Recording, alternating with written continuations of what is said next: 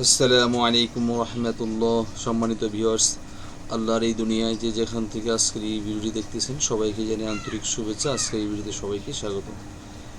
Pay scale বাস্তবায়নে শেষ ধাপ, গ্যাজেট প্রকাশের অপেক্ষা। চলুন আমরা বিস্তারিত জেনে নিই। নবম জাতীয় পে স্কেল বাস্তবায়নের প্রক্রিয়া এখন চূড়ান্ত পর্যায়ে পৌঁছেছে।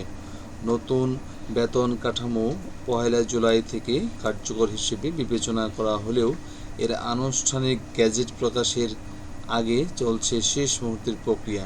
সচিব কমিটির পর্যালোচনা শেষে প্রস্তাবটি বর্তমানে মন্ত্রিসভার অনুমোদনের অপেক্ষায় রয়েছে। সবকিছু ঠিক থাকলে আগামী আগস্টের মাঝামাঝি সময়ের মধ্যেই নতুন পে স্কেলের গ্যাজেট প্রকাশ হতে পারে। মন্ত্রিসভার অনুমোদনের পর এই চূড়ান্ত গ্যাজেট প্রকাশের জোরালো সম্ভাবনা রয়েছে। বাস্তবায়ন প্রক্রিয়া যেভাবেই হোক না কেন, নতুন বেতন কাঠামো 1 জুলাই 2024 থেকে কার্যকর ধরা হবে। বৈঠক সূত্রে জানা যায়, নতুন পে স্কেলের বিষয়ে চূড়ান্ত সিদ্ধান্ত হয়ে গেছে। আরও 2 থেকে 3 দিন সচিব কমিটি কারিগরি কিছু দিক নিয়ে বিশ্লেষণ করবে। এরপর সচিব কমিটির সুপারিশ চলতি মাসের শেষ সপ্তাহে বা আগস্টের প্রথম সপ্তাহে মন্ত্রিসভার বৈঠকে উঠবে।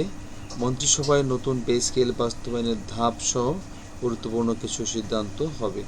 মন্ত্রিসভায় অনুমোদনের পর আইনি পরীক্ষা নিরীক্ষা ব্যাটিং জন্য তা যাবে আইন মন্ত্রণালয়ে। এরপর প্রধানমন্ত্রী সারসংক্ষেপ অনুমোদন করলে গেজেট জারি হবে।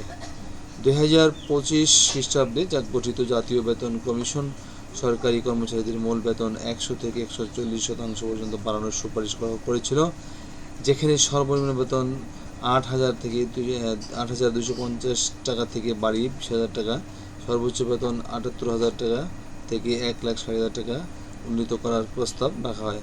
তবে বর্তমান অর্থনৈতিক পরিস্থিতি ও বাজেট ঘাটতি বিবেচনা করে কমিটি একটি নতুন ড্রাফট বা খসড়া চূড়ান্ত করছে। মন্ত্রিপরিষদ সচিব নাসিমুল গনির নেতৃত্বে গঠিত 10 সদস্যের উচ্চ পর্যায়ের একটি পর্যালোচনা কমিটি বর্তমানে এই সুপারিশগুলো যাচাই বাছাই ও চূড়ান্ত করার কাজ করছে। ভিডিওটি শেষ করছি। ভালো থাকবেন। আল্লাহ হাফেজ। আসসালামু আলাইকুম রহমতুল্লাহ।